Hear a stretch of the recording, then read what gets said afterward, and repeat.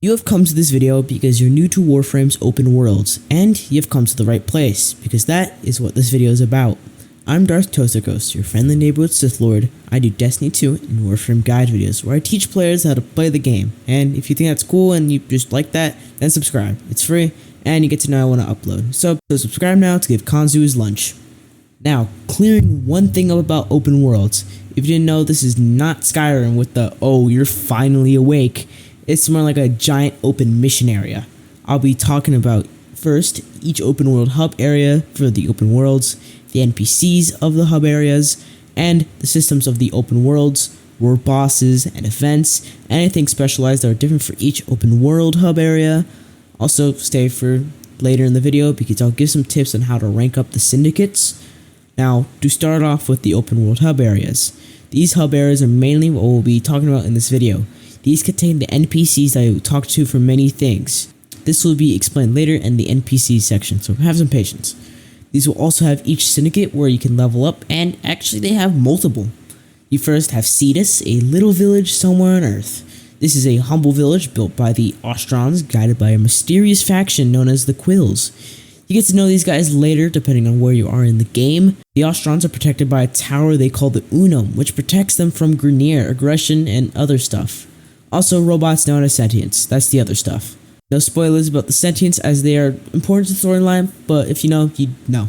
The open world is called the Plains of Eidolon. The plains are open fields and mountains filled with Grineer, being, Grineer, and other stuff such as giant robots called eidolons. They are also important as they're literally an endgame activity. What these eidolons are is very simple. They are a dead sentient. I know there is more to them just being a dead sentient like Oro and all that stuff, but that's basically it. So the story is some Warframe kick the absolute nuts and bolts out of a giant sentient, and that's it basically. Now we're going to go on to Fortuna. Now what I would say the best out of the three open worlds. It starts with the little worker sim about lifting together, and these guys are the Solaris. They are people who owe the corpus and are basically enslaved to work. They also have augmentations, and that is why they look like robots but have human arms and legs and stuff. This is a corpus board member known as Nef Anio. Why does he look like this? Is because he's a massive clown. He gets roasted by his own father. I'm not kidding, that's literally a thing that happens in a quest. Play Deadlock Protocol when you're able to play Deadlock Protocol. What he does is doing a Venus terraform project, making Venus more livable and cold, but with what's basically slave labor and is kinda dumb. The open world area is the War Vallis. Also, if your Fortuna looks different from mine, it's because if you complete the new war, it changes certain areas of the game. The Vallis is Venus, but cold, so make sure to bring a sweater. It has a giant coolant tower, corpus, and vent kit races. You'll learn about these. Now we have Deimos with the necralisk. The family you meet, the Entradi is shattered and has no name. And they take refuge in here, because the Infest have taken over the entire moon. Who didn't quarantine? No one knows. The actual open world is kind of boring, I'd say. It is infested, you got two giant worms that kill each other. There are also mechs called necromechs, they're pretty cool. Okay, so that was the areas, and now we're going to move on to the NPCs. Okay, so that was what these areas are about, what kind of like they are. That was like what these areas are about. Now we're going to move on to the NPCs. Now, the NPCs, they're basically the same for each hub area. You have the bounties NPC, Yuriko, Kanzu, and Mother. I will only name them because I can't remember the others. They offer bounties for you to do, each with different amount of stages and levels of enemies. Higher level bounties have more stages and better rewards. The rewards come in 3 tiers, bronze, silver, and gold. These rewards can be mods, resources, Warframe parts, focus lenses for the people who are post-second dream, and relics. Bounties are like regular missions. There are bonus objectives, but you can get better rewards. Doing bounties were standing for the syndicate for that open world area. Cetus is Ostron, Fortuna is Solaris United, and Entradi's the necralisk. Those are the syndicates for each open world. You can rank up these syndicates and get better stuff from each syndicate. For example, rank 1 Solaris United won't give that much stuff from legs, the NPC with customizable pets, and you can buy stuff in standing. But rank 5 will give you everything basically. Next NPC is the mining NPC. Yes, mining like Minecraft. Mining away. I don't know what to mine. I'll mine the sand. anyway. How mining works is you need a laser from one of the NPCs. One Fortuna is the Sunpoint Plasma Drill. The one from Cetus is the No Sam Cutter. Either or is good. Now go into the open world. Depending on how close you are to a vein, your laser will start beeping. The closer you get, the more frequent the beeps. The blue veins are gems we can trade for standing, and red veins are resources which you can buy blueprints from the mining vendor to make more refined versions, which will be used in making certain items such as amp parts, which down the road of the game you definitely need. Also, gems can be refined. I'm just noting that those resources can, because that's really the only function they serve.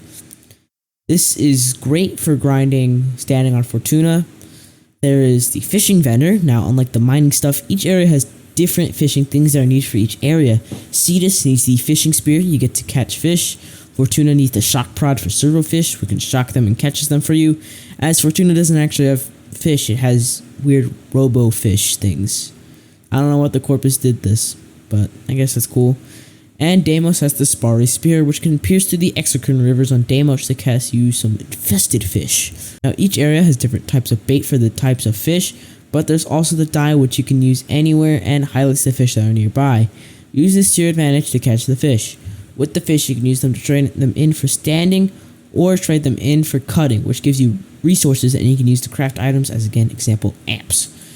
There are also custom weapon vendors, which use standing to buy blueprints for standing. There's also custom weapon vendors, which use standing to buy blueprints that are pieces of a weapon which you can create. Cetus has Zaws, which are melee weapons. Fortuna has kit guns, which are secondaries and primaries.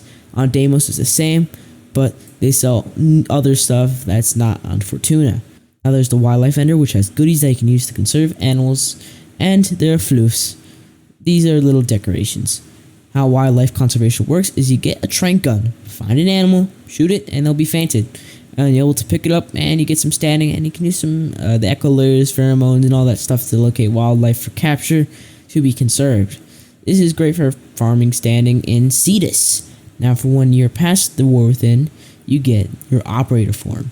Using your operator form, you can enter certain areas within these hub areas to talk to special NPCs. Now, that's enough about that. I suggest skipping if you don't want to be spoiled about a couple of things. And after the War Within, you gain access to this door. If you completed Silas Vigil also, you need to do that first. If you hit the 5K on PC, you go into your operator and the door will open. You can talk to the Quill's NPC, Onko. Yeah, crazy. Onko from, the guy that was missing from the Silas Vigil quest. The guy, we've been trying to look for, but yep, that's him. When you talk to him, you can get the Moat Amp, the weakest and most disappointing weapon in Warframe. I'm not kidding. It's literally the worst weapon in the game. It's only for an operator. So, operating weapons are not that strong anyways against regular enemies. You only really use them against eidolons, or use them just so you can get the affinity and level them up. So, this guy is how you make those custom amps you're talking about on eidolon videos, stuff like that. I won't go into in this video. This guy is the vendor for all the eidolon stuff. There's a second one, which I'll talk about in a little bit, but I won't go into all that stuff. I'll make a video about it in the future, so hit that subscribe button and bell button to know when I upload, and you get to know when I make that amp guide. The next area is the back room in Fortuna, and you can talk to Little Duck in your operator form. You could talk to her, and she's basically the same as Cool Onko, and with some specialized stuff for Fortuna. She's basically like an extended Quill Onko, except the fact that she's like 5 times harder to grind. I'm already or Little Duck is a pain to grind. Fox Stellaris is annoying to grind for, honestly. Now the necralisk has Lloyd, which is the vendor for necromech stuff. Stay tuned on video necromechs in the future too. Gotta definitely make a video about those. They're difficult to grind, especially getting them to maximum power if you want to. Hey guys, if this video has been helpful so far, then decimate that like button to show your appreciation. Okay, so no more spoilers about the post-War Within content, and now is the world bosses. Each open world besides Deimos has specific bosses.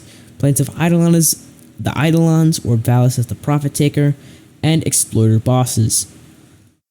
I won't go into depth on the Eidolons, but how they work is that you use your operator amp to destroy the Eidolon shield, and when their shield's down, you shoot one of their limbs or a synovia. This will make the eidolon shoot a burst of magnetic procs after you destroy the limb, Now, if you have lures, it'll make the eidolon not able to escape and teleport to a different location.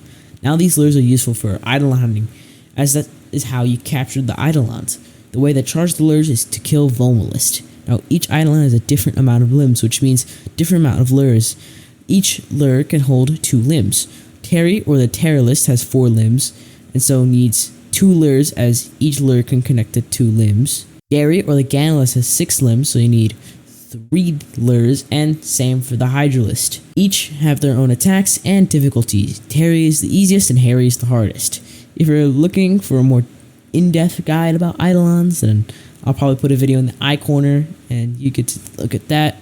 So we're going to talk about Profit Taker now. I suggest, looking at that. If you're interested in eidolons. So now we're going to talk about Profit Taker, and starting with phase 1.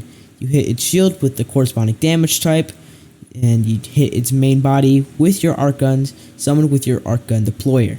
Phase 2, you gotta destroy some pylons it creates. Phase 3, same as phase 1. And you got 5 minutes before it will self-destruct, and you gotta collect your loot, so get out of there quickly. For people who play Gauze, don't worry, you're gonna get out of there perfectly fine. I'm not really gonna go over these 2 bosses, as I don't have as much experience as Eidolon. And I mean not as much, I mean none. I haven't even done them yet. Exploder Orb, phase 1, you gotta shoot a vent. That is 1 vent down. For the other 2, you need to throw some thermia canisters at them to melt them.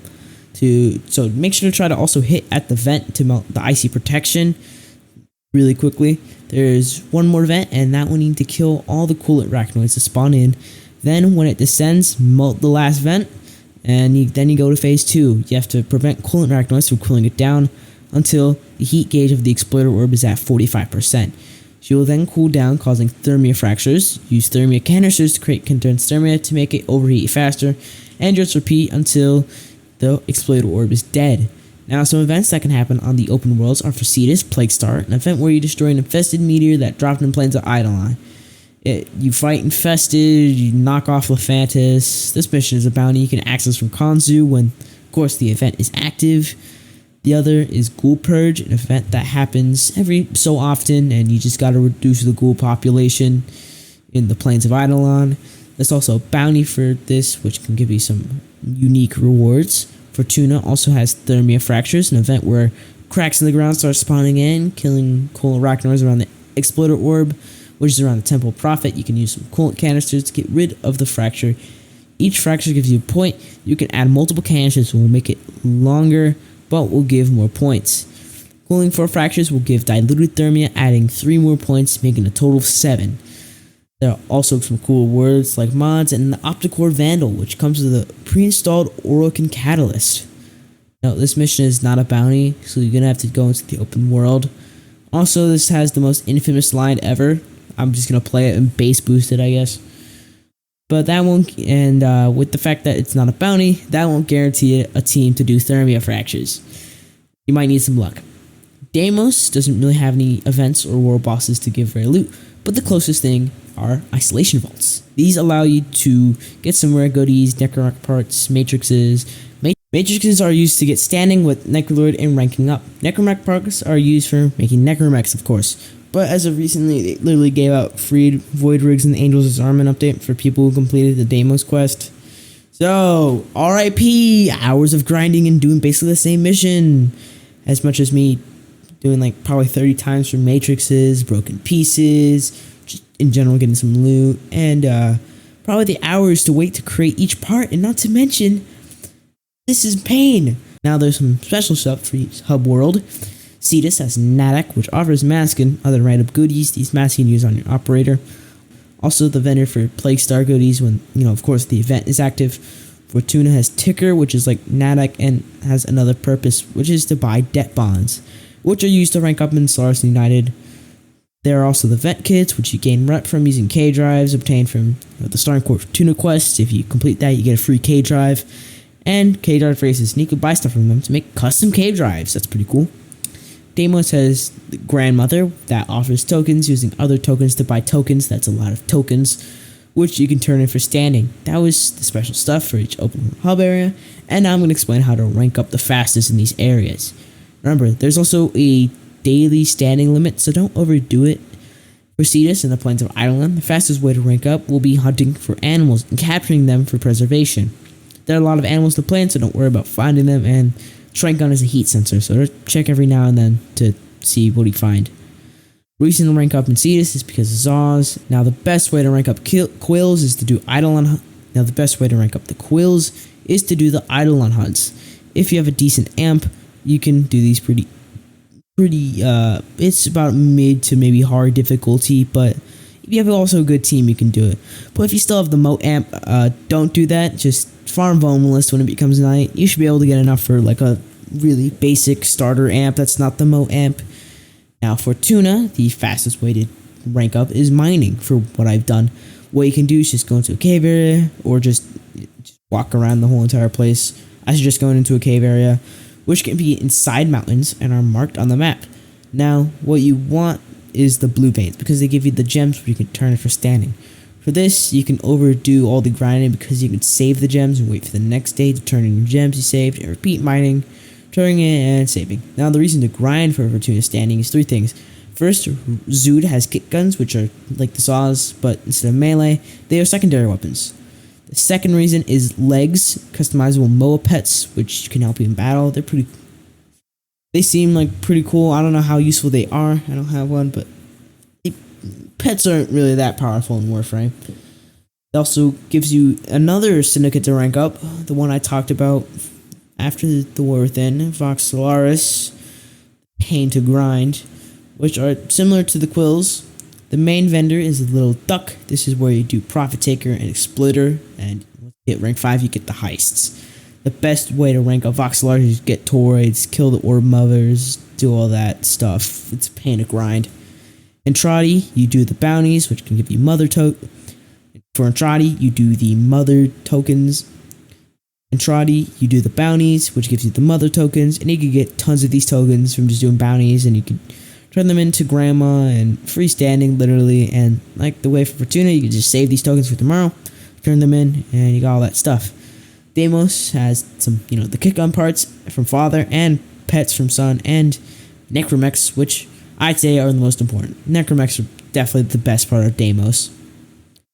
Okay, so that was everything I had to talk about the open worlds in Warframe, from hub areas to the systems and everything else. If this video is helpful, then subscribe and comment on what is your favorite open world. I'll see you next video. Also, why I was not uploading for 3 weeks is because of school exams and stuff, but don't worry, summer break's coming up and I'm going to be able to upload more consistently as long as I don't procrastinate.